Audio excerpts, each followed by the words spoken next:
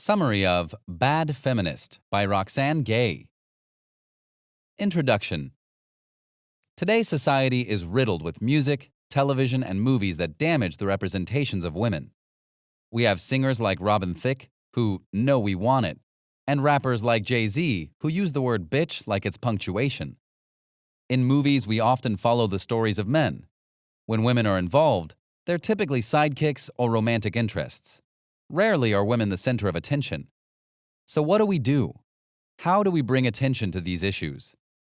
Many people might think the answer is feminism, but to Roxane Gay, feminism is largely flawed. This is because feminism is a movement powered by people, and people are inherently flawed. Another problem is that feminists are too often associated with popular figures and people with the biggest platform and loudest voice. As a result, we forget the difference between feminism and professional feminists. For these reasons, Gay embraces the label of bad feminist. Gay recognizes that she is both flawed and human. She's not trying to be perfect. She may even have certain interests and opinions that go against mainstream feminism. She recognizes she does not have all the answers. But at the end of the day, she is still a feminist. When Gay was younger, being a feminist meant being an angry, sex-hating, man-hating, victim-lady person. And this caricature has been warped by those who fear feminism most. Gay herself feared it. It wasn't until she realized that feminism was about advocating for gender equality in all areas of life that she began to embrace it. Feminism has given her peace and has guided her writings, readings, and the way she lives. Through her collection of essays, Gay aims to lead the movement of being a bad feminist. She examines race in contemporary films as well as the limits of diversity. Like feminism, her ideas may be flawed, but they are genuine. As Gay states, "I am just one woman trying to make sense of this world we live in. I'm raising my voice to show all the ways we have room to want more, to do better." Chapter 1. The Harm in Reality Television. When you think about reality television, you might believe that you're getting a genuine inside look at the lives of celebrities or average people across America. However, reality TV is simply a performance. Like many people, Gay loves watching that performance. It's one in which people reveal just how far they're willing to go and how much they're willing to compromise for something as fleeting as fame. Take a look at Bravo, VH1, and MTV programs like Bad Girls Club and Sister Wives, in which women are often presented as caricatures and are reduced to awkward stereotypes. As a whole, women are often the trophies of reality television as they compete in modeling competitions, compete for love, or take part in weight loss challenges. They're often portrayed as having low self-esteem and longing for marriage. Furthermore, they're seen as unable to develop meaningful relationships with other women and are obsessed with a near-pornographic standard of beauty. Through reality television, women work hard to perform the roles expected of them, oftentimes playing shamefully warped ones. In Reality Bites Back, The Troubling Truth About Guilty Pleasure TV by Jennifer Posner, Gay was forced to take a hard look at herself and why she enjoyed what she once thought of as harmless entertainment programming. In reality, these programs are not harmless at all. Throughout her book, Posner reveals how women are exploited and largely conveyed as catty, bitchy, manipulative, and not to be trusted. Even worse, the characters on reality television are just that, characters. These women are manipulated into becoming the worst versions of themselves, and they lack the self-awareness needed to present their genuine selves. As a result, these characters are presented to the public as real, reinforcing the idea that women must fit into one of the basic stereotypes. For instance, take a look at the celeb reality shows like Rock of Love and Flavor of Love. In Rock of Love, women vied for the attention of rock star Bret Michaels, while in Flavor of Love, women competed for the love of Flavor Flav of Public Enemy. In each show, the women play the part of the bad girl, or good girl gone bad, each one pretending that Bret Michaels or Flavor Flav is the center of their romantic lives, which is fueled by flowing alcohol, forced interactions, vicious conflict, stripper poles, and many more ridiculous scenes. Even worse, in Flavor of Love, women can't even keep their real names, forcing them to step into the constructed identities presented before them. Throughout the multiple seasons, women play the role of looking for love while the leading man artificially seduces the women while making it clear for the cameras that they aren't nearly as interested. It seems as if the only connection reality TV has to reality is that women are often expected to perform their gender, whether it's through how they present themselves sexually, how they behave, or how they conform. So why do we watch these shows anyway? Many of us say we watch them to feel better about ourselves, to reassure ourselves that we are not as desperate as other people in the world. But maybe reality television is more real than we realize. Perhaps we watch the shows because we see, more than anything, the raw reflections of ourselves through the caricatures on screen. Unfortunately, these portrayals of women show us just how superficial we can be, while simultaneously ignoring the wisdom and depth that women have to offer. Chapter 2. Rape culture has normalized men's aggression and violence. Today we hear about crimes every day, but occasionally we hear what Gay considers atrocities. One such atrocity that Gay remembers is that of an 11-year-old girl who was gang raped by 18 men in Cleveland, Texas. There were so many horrors about this story: the victim's age, the number of attackers, the public's response, even the video that was taken during the attack itself. The article, published in the New York Times by James McKinley Jr., focused on how the men's lives would be changed forever, how the town was being ripped apart, about how those poor boys might never return to school. But what about the victim? There was mention of how the 11-year-old girl, the child, dressed like a 20-year-old, implying perhaps she was asking for it, and that it somehow made sense that 18 men would rape a child. There were questions about where the child's mother was. Meanwhile, there was no question about the whereabouts of the child's father while the rape was taking place. Overall, the tone of the article focused on the many lives that were affected by such a terrible event. It failed to mention, however, how the girl's body, not the town, was ripped apart. How the victim's life was being ruined, not the lives of the men who raped her. How can an author lose sight of something so seemingly obvious? Well, we can thank rape culture for this obvious oversight. The phrase rape culture signifies a culture in which we are inundated with the idea that male aggression and violence toward women is both acceptable and inevitable. So what has led to this natural representation and acceptance of men? One reason may be the language that we have adopted in modern culture. We jokingly say things like, "My boss totally just raped me over my request for a raise." Another reason may be how we are inundated with sexual and domestic violence in television and movies. I mean, can you even think of a popular dramatic television series in which rape wasn't incorporated in the storyline somehow? Probably not. It's almost as if we've become numb to rape because shows like Law & Order SVU, which portrays all types of sexual aggression against women, children, and even men on occasion. In fact, when the show first aired, Rosie O'Donnell openly objected to the need for such a show. However, people were quick to dismiss her objections, and the show has gone on to experience wide success, airing over 15 seasons with no signs of stopping soon. Gay watches SVU religiously and has seen every episode more than once. So what might this say about her? She's not quite sure. However, it's not just movies and television in which rape is normalized and accepted. We see this in politics as well, and oftentimes the politicians don't help the cause. For instance, Indiana Treasurer Richard Murdoch, running for the U.S. Senate in 2012, said during a debate, "I struggled with it myself for a long time, and I realized that life is a gift from God. And I think even when life begins in that horrible situation of rape, that is something God intended to happen." Again, women, seen as the recipient of God's intentions, are expected to bear the burden of them. Furthermore, former Missouri Representative Todd Akin coined the term legitimate rape in a discussion about women's rights to abortion. According to Akin, if a woman was a victim of legitimate rape, then her body would reject a pregnancy.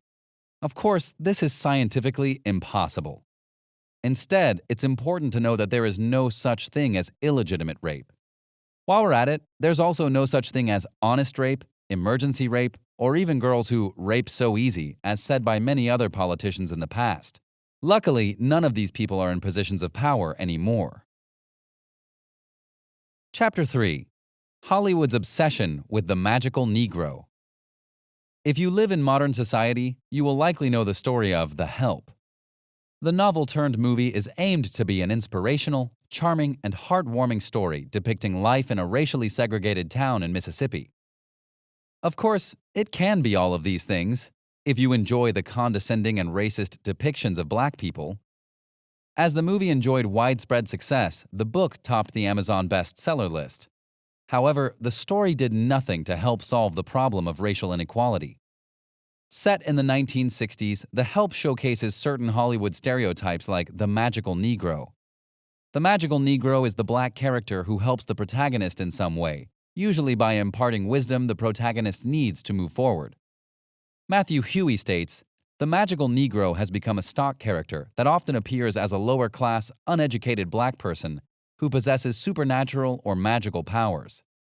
These powers are used to save and transform disheveled, uncultured, lost, or broken whites into competent, successful, and content people within the context of the American myth of redemption and salvation." While the magical Negro possesses a sense of magic, she also uses that magic to help the white protagonist. In The Help, the magical Negro caricature is seen in the characters of Abilene, Minnie, and the rest of the black maids. They use their knowledge and strength to help educate the white characters rather than themselves. Even worse, the movie also portrays the idea that the black maids need their white counterparts to save them. For example, Abilene, a black maid, hangs a picture in her home of JFK. This was seen after John F. Kennedy attended the funeral of Medgar Evers, the civil rights activist. It's ironic, however, that Abilene would choose to hang a picture of JFK alongside a photo of her deceased son and white Jesus, rather than a picture of a black civil rights activist. Another black maid, Constantine, is so devastated after being fired by the white family for whom she worked for over 27 years that she dies of a broken heart. This gross implication is that her will to live came from wiping the asses and scrubbing the toilets of white folks. This white wish fulfillment makes the movie rather frustrating. Furthermore, the movie depicts several black stereotypes. At one point, the black maid Minnie is teaching Celia Foote how to make fried chicken and says, "Frying chicken tends to make me feel better about life." Such a line shows how grossly stereotypical society still is today. Lastly, men, both black and white, are largely absent from the movie. Apparently, white men are completely excused from taking any responsibility for race relations in 1960s Mississippi. In reality, white men were largely responsible for the sexual misconduct, assault, and harassment of black women. Additionally, the absence of black men plays into the stereotype that black men are absent in the lives of their wives and children. At the end of the day, The Help, among many films, shows the danger in writing across race. You see, the book and movie script were both written by a white man and woman. In fact, some of the author's depictions of race are downright insulting at times. For example, Abilene once compares her skin color to that of a cockroach, better known as the most hated insect that you can think of. Author Catherine Stockett doesn't simply write about black women.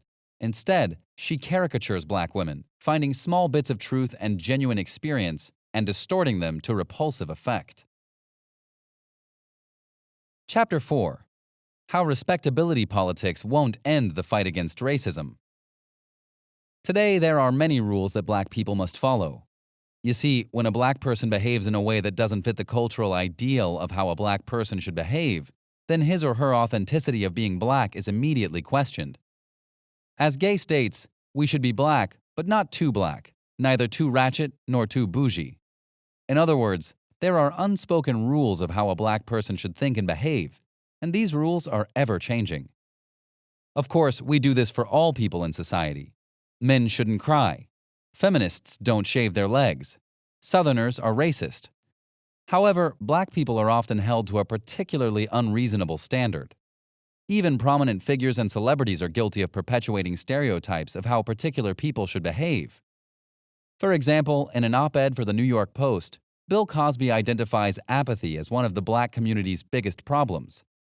He believes that if black people just care enough about themselves and their communities, then black people can reach a place where they will no longer suffer the effects of racism. More or less, he believes that if black people act right, then they will finally be good enough for white people to love them. Another example is that of CNN anchor Don Lemon, who suggested 5 ways in which the black community can overcome racism. First, black people should stop using the N-word. Black people should respect their communities by not littering. Black people should stay in school. Black people should have fewer children out of wedlock. And young black men should pull their pants up. He even went so far as to provide evidence that white communities rarely have trash and litter on the ground, and that sagging pants originated from male-on-male sex in prison. In other words, Lemon argued that the white heterosexual man is the cultural ideal that black men should aspire to be like. Unfortunately, this conversation about race in America has been ongoing. We constantly ask ourselves, how do we prevent racial injustices from happening? And how do we overcome so many of the institutional barriers that only exacerbate racism and poverty? According to Cosby and Lemon, black people can simply follow a prescribed set of rules that will end racism once and for all. This is called respectability politics, which suggests that there is a model, white, citizen that everyone should strive to be like. However, it's dangerous to suggest that the targets of oppression are also the ones responsible for ending it. That's because people like Don Lemon have beaten the odds. For example, as a black man raised by a single mother, Lemon is now a successful news anchor for a major news network. As a result, he believes that if he can overcome and transcend the effects of racism, then everyone can. Respectability politics, however, isn't the answer to racism. You see, racism doesn't discriminate and can be prevalent no matter how respectable, wealthy, educated, or high class you are. For example, Oprah Winfrey, the wealthiest black woman in the world, still experiences racism in her daily life. In 2013, Winfrey traveled to Zurich to attend Tina Turner's wedding. While there, she was informed by a store clerk at the Trois Pommes boutique that the purse she was interested in buying was too expensive for her. This isn't a story about feeling sorry for Oprah, but simply one that reminds us that racism is so pervasive and pernicious that we will never be respectable enough to outrun racism. Not here in the United States, not anywhere in the world. In July 2013, President Obama shared some insights about racism that shed some light on how we might truly be able to see change. He began by sharing his own experiences with racism, but more importantly, he offered suggestions about how we might improve race relations in the United States. We can begin by ending racial profiling and re-examining state and local laws that might contribute to tragedies like Trayvon Martin's murder. Lastly, we can find more effective ways to support black boys. While these suggestions were vague and Obama failed to mention black girls, he placed the responsibility for change on everyone. We are, after all, supposed to be one nation, indivisible. Only if we act as such might we begin to truly affect change. Chapter 5. Racial Profiling and the Tale of Two Profiles. Let's take a look at Dzhokhar Tsarnaev, who in early 2013 was identified as one of the 2 young men suspected in the terrorist bombing near the finish line of the Boston Marathon. As a result of the bombing, 3 people were killed and nearly 300 others were injured. On August 1, 2013, Tsarnaev was featured on the cover of an issue of Rolling Stone. After the feature, the magazine became accused of glorifying terrorism and exploiting tragedy. Perhaps this is because the author decided to portray Tsarnaev, a young white man, as the boy next door. The author, Janet Reitman, discussed Tsarnaev as a normal American teenager and interviewed those who were close to him, such as his friends, neighbors, and brothers, all of whom expressed their shock to find Tsarnaev could be responsible for such a crime. Over and over again, he was described as normal and as a beautiful, tussle-haired boy with a gentle demeanor and soulful brown eyes. Overall, Reitman aimed to elicit empathy for Tsarnaev and reveal how he could turn from the boy next door to terrorist. This portrayal is simply another example of white privilege. You see, when Trayvon Martin was murdered, he was also a normal American teenager. He wasn't a criminal or a terrorist. He was simply a victim. A victim killed by George Zimmerman, who was later acquitted of all charges, because Martin fit the cultural ideal of what danger looks like. Even as a victim, Martin has never been portrayed the same way as Tsarnaev. Instead, media outlets reported on his recent suspension from school because of drug residue found in his backpack. But Martin did nothing wrong. In fact, when he was murdered, he was only armed with an iced tea and a packet of Skittles. Even worse, Fox News attempted to explain how Martin may have used those same items as murder weapons. George Zimmerman engaged in racial profiling, a law enforcement practice that is known to implicitly connect race to criminality. It's because of racial profiling that George Zimmerman felt justified in following an unarmed young black man who was simply walking home, even after police informed Zimmerman not to pursue Trayvon Martin. But Zimmerman saw a young black man and believed he was looking at a dangerous criminal, so he hunted that danger down. Racial profiling is nothing more than a delusion born of our belief that we can profile danger. We want to believe we can predict who will do the next terrible thing. We want to believe we can keep ourselves safe. It's good that Dzhokhar Sarnaev is on the cover of Rolling Stone, tousled hair and all. We need a reminder that we must stop projecting our fears onto profiles built from stereotypes. We need a reminder that we will never truly know whom we need to fear. Final summary. Like humans, feminism is flawed and imperfect. And like Gay, many people stereotype feminists and buy into the inaccurate myths, believing they are militant, perfect in their politics and person, man-hating, and humorless. Gay once bought into these myths as well, but she now realizes the importance of being a feminist, even if it's a bad feminist. Bad feminism is the only way she believes she can embrace both herself as a feminist and herself. At the end of the day, Gay considers herself a feminist and cannot deny the importance of advocating for the issues that are important to the feminist movement: the fight against misogyny, institutional sexism, pay inequality, violence against women, and more. As Gay states, like most people, I'm full of contradictions, but I also don't want to be treated like shit for being a woman. I'm a bad feminist. I would rather be a bad feminist than no feminist at all. Did you like this audiobook summary? Click the like button now to support our channel and click subscribe if you want to get notified each time we post a new free audiobook summary on YouTube.